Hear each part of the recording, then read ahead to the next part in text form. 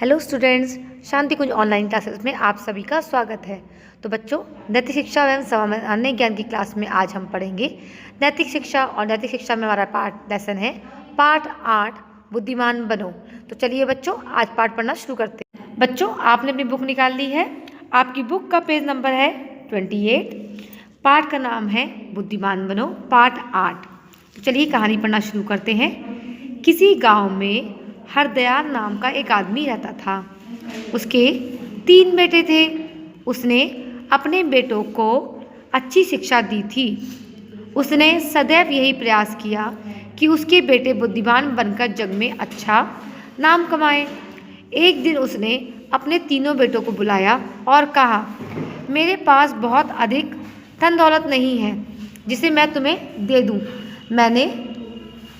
मैंने आज तक यही प्रयास किया है कि तुम बुद्धिमान बनो। बुद्धि ही सबसे बड़ा धन है।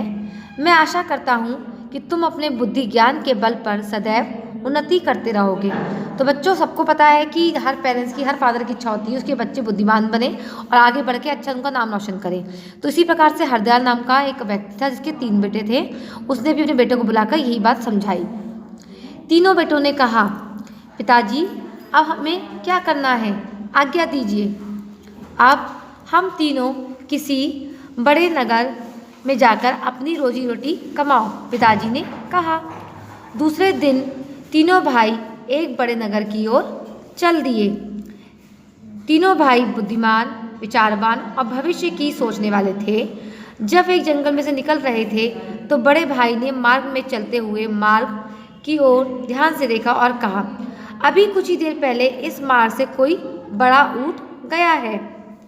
कुछ आगे चलने पर दूसरे भाई ने सड़क पर दोनों ओर ध्यान से देखते हुए कहा, ऊंट एक आंख से अंधा है, उसकी दाईं आंख खराब है, वह केवल बाईं आंख से ही देख पाता है। कुछ और आगे जाने पर सबसे छोटा भाई ने रास्ते की ओर देखते हुए कहा, ऊंट पर एक औरत और एक बच्चा सवार थे। ठीक है, दूसरे दोनों भाइयों ने कहा। तीनों भाई अभी कुछ दूरी गए थे कि पीछे से एक आदमी दौड़ता हुआ आया। उस आदमी तीनों भाई को नमस्कार किया। वह आदमी कुछ परेशान सा लग रहा था। आदमी को देखकर बड़े भाई ने पूछा, क्या आपकी कोई चीज़ खो गई है जिसे आप ढूंढ रहे हैं? हाँ भाई, मेरा ऊँट खो गया है, उस आदमी ने कहा। उन 3 भाइयों ने जब ऊँट का हुलिया बताया तो उस आदमी ने उन तीनों भाइयों को संदेहपूर्वक देखकर और कहा, इन सब बातों से लगता है कि तुम लोगों ने ही मेरा ऊँट चुराया है।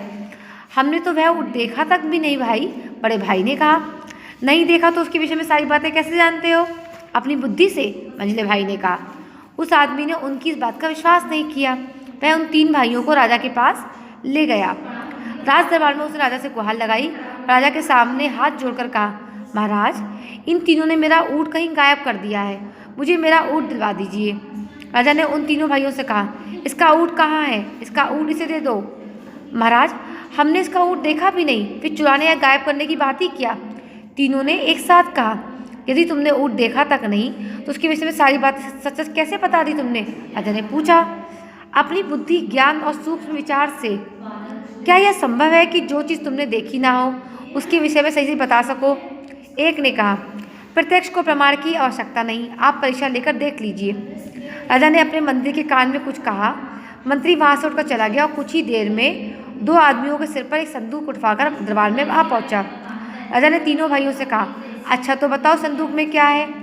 बड़े भाई ने कहा, कोई गोल चीज़ है। दूसरे भाई ने कहा, वह सेब है। तीसरे ने कहा, वह सेब कच्चा है। तब राजा ने अपने मंत्री को संदूक खोलने को कहा। मंत्री संदूक खोला तो उसमें सचमुच में एक कच्चा सेब था। उस सेब को देखकर राजा दंग सा रह गया। राजा ने कहा, इससे सिद्ध होता है कि तुम चोर नहीं हो।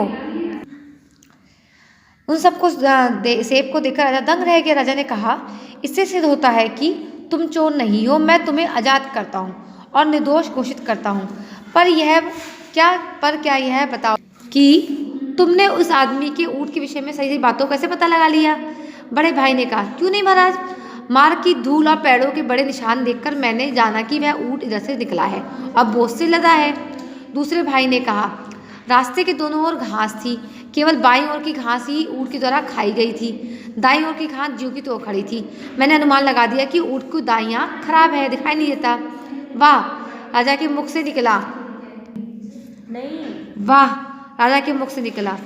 यह कैसे पता लगा कि उस पर औरत और बच्चा सवार थे? इस बार छोटे भाई ने कहा, एक जगह मैंने ऊँट के बैठने का निशान देखा, उसी के पास औरत की जूतियों के और बालक के पैरों के निशान थे। राजा ने कहा, शाबाश, तुम्हारी बुद्धि का कोई जवाब नहीं। हाँ, अब यह भी तो बताओ कि तुमने यह कैसे जाना कि संदूक में कच्चा सेब है? राजा ने पूछा। बड़ा भाई बोला, महाराज, नौकरों ने जब संदूक को नीचे रखा तो उसमें किसी वस्तु के लुढ़कने से मैंने समझ लिया कि कोई गोल वस्तु है। इस पर दूसरे भाई ने कहा, क्योंकि संदूक सामने के बाग से लाया गया था, इसलिए मैंने सोचा कि सेब ही होगा। तीसरे भाई ने कहा, इस मौसम में सेब पकते नहीं, सेब कच्चे ही रहते हैं, अतः मैंने जान लिया कि यदि सेब होगा तो कच्चा होगा। देखिए, सामने के बाग के पेड़ों में कच्चे सेब ही दिखाई पड़ रहे हैं। तीनों भाइयों का तर्क सुनकर राजा उनकी बुद्धि की प्रशंसा करने लगे। उससे उन तीनों भाइयों को बहुत सा पुरस्कार दिया और वहाँ से तीनों को नौकरी दे दी। तो बच्चों, इस पाठ से क्या शिक्षा मिलती है? हमें दिमाग वाले खेल और कार्यक्रम में अवश्य हिस्सा लेना चाहिए। इससे क्या होता है? बुद्धि का विकास होता है। तो बच्चों, ये पोयम कहानी कैसी लगी आपको? अच्छी लगी ना? बहुत इंटरेस्टिंग थी। तो आपका पहला होमवर्क क्या होगा? इस पोयम को, इस कहानी को आप अच्छी तरह से घर में पढ़िएगा, रीडिंग करिएगा। उसके बाद में आप इसमें जो पिक्चर्स बने हैं, जो पिक्चर ड्रॉ कर रखा है, ये आप ड्रॉ कर लीजिएगा। और थर्ड आपका होमवर्क होगा, जो भी इसका ये जीवन मूल्य जो यहाँ लिखा हुआ है, इसको आप सुंदर सुंदर हैंडराइटिंग में कलरफुल तरीके से आप इसको लिख लीजिएगा। इसकी फोर्थ होमवर्क होगा बच्चों, ये खालिस्तान भरो। ये खालिस्तान भरो आप लोग अपने आप से करिएगा। जब नेक्स्ट क्लास में मैं करवाऊंगी तो आप इसमें चेक कर लीजिएगा। बाकी की एक्सरसाइज मैं आपको नेक्स्ट क्लास में, यानी कि अगली क्लासेस में कराऊंगी, तब तक अपना काम पूरा कर लीजिएगा। Okay students, bye bye.